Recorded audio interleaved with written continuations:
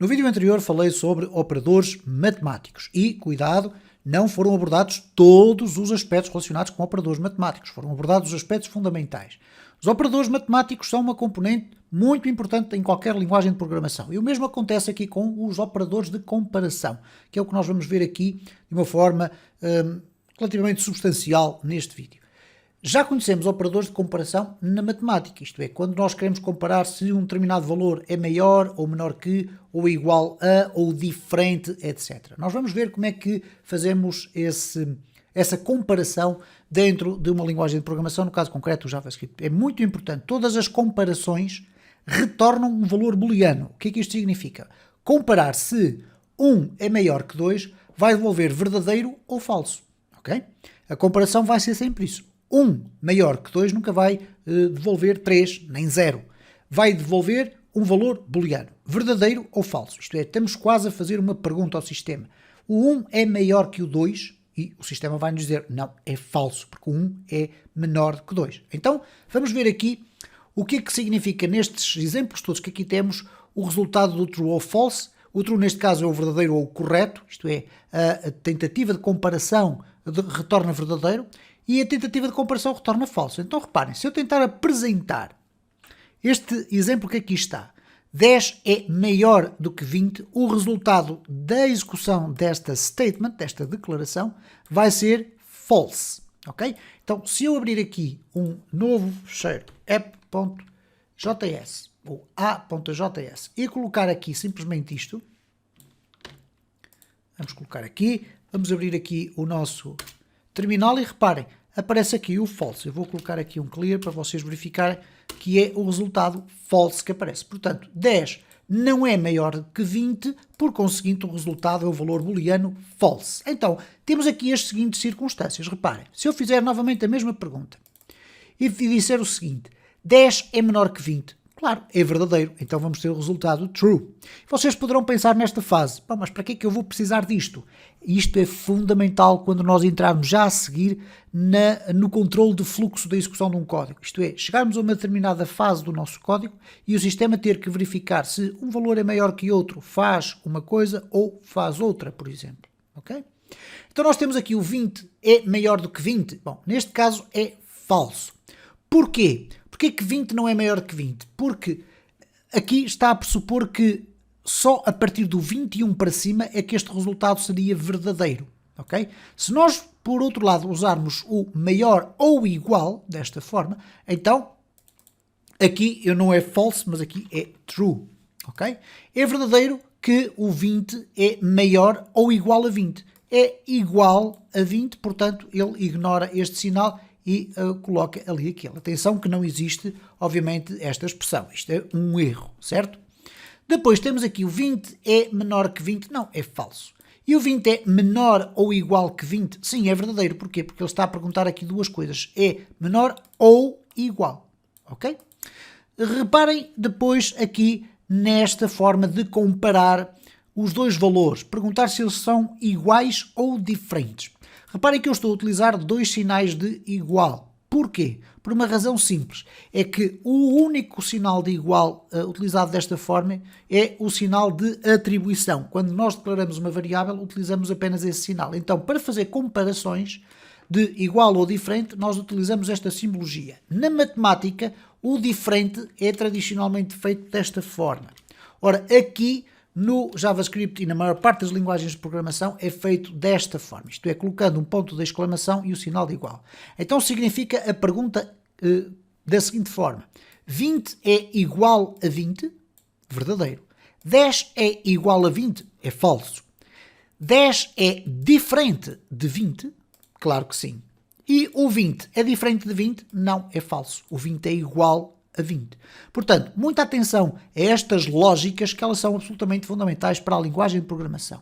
Nós podemos também comparar strings e eu quero-vos chamar aqui a atenção para a forma como o JavaScript faz a comparação das strings.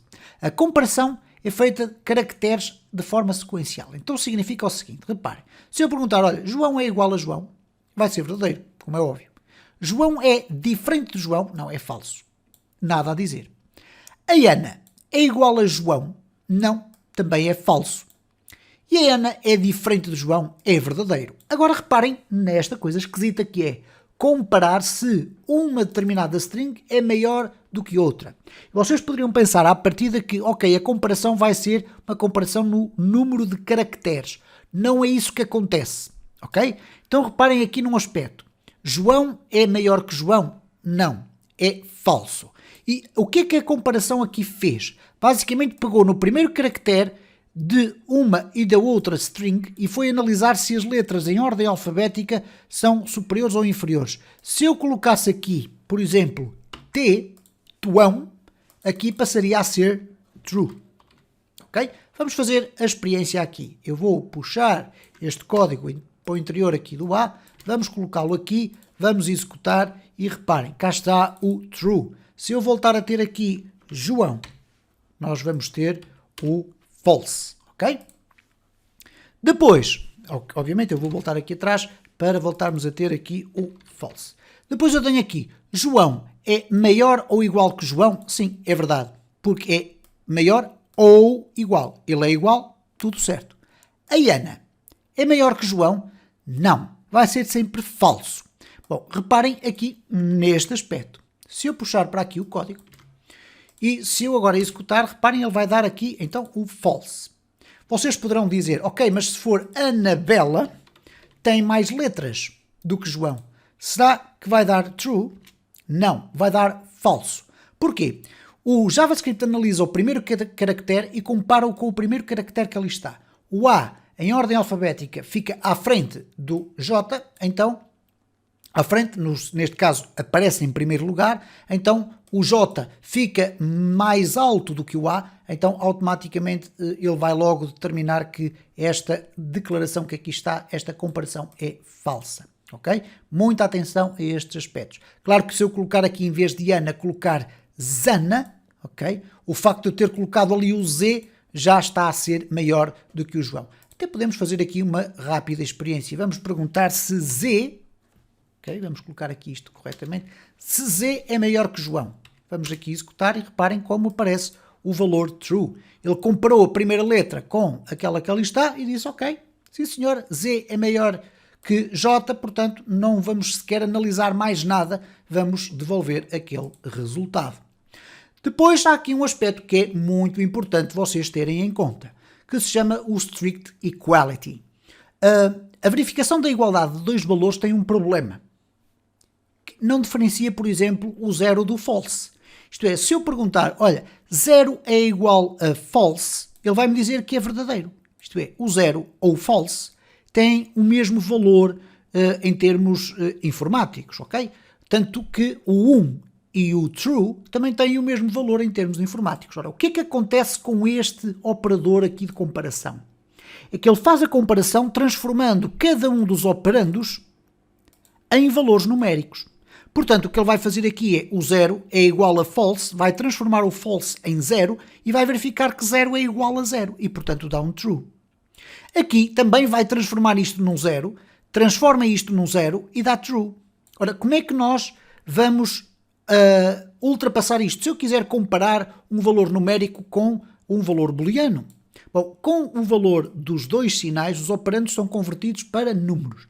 Com o Strict Equality Operator, que é a utilização de um terceiro sinal de igual, ele não faz essa conversão. Então nós vamos estar a dizer ao sistema, não convertas os valores dos operandos para valores numéricos e faz uma comparação literal entre eles. Então reparem, nesta circunstância, os mesmos dois exemplos que nós aqui temos, vistos desta forma, isto é, com três sinais de igual, já vão dar um resultado diferente, ok? Neste caso eu tenho aqui true, mas será false, e aqui tenho true, mas será false também. Vamos testar os dois sistemas no nosso espaço de testes. Se eu colocar aqui dentro esta componente, vamos fazer aqui um clear, vamos executar e temos aqui um problema. Ok, temos ali um erro, certo? O sistema vai sempre informar. Reparem, isto é verdadeiro, o 0 é igual a 0, porque este símbolo fez a conversão do false para um valor numérico. Agora, vamos testar também com uma string vazia, ok?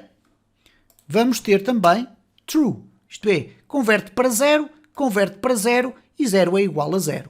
Se eu agora colocar aqui o strict comparison operator, eu vou ter falso. Isto é, uma string vazia não é igual a falso. É uma string vazia. E do outro lado é falso. Ok? Portanto, muita atenção também a estes aspectos. E apenas para finalizar, falar sobre os tais valores especiais, o null e o undefined. Ora, se nós fizermos esta comparação que aqui está, a conversão é feita também para um valor numérico igual. Então, null é igual a undefined, vai dar true. Se nós usarmos aqui o string equality operator, o que nós vamos obter é o seguinte, vamos obter aqui false. Porquê? No caso do nulo, ele é transformado para zero e o undefined, nestas operações todas que aqui estão de comparação, é transformado para um not a number. Ok?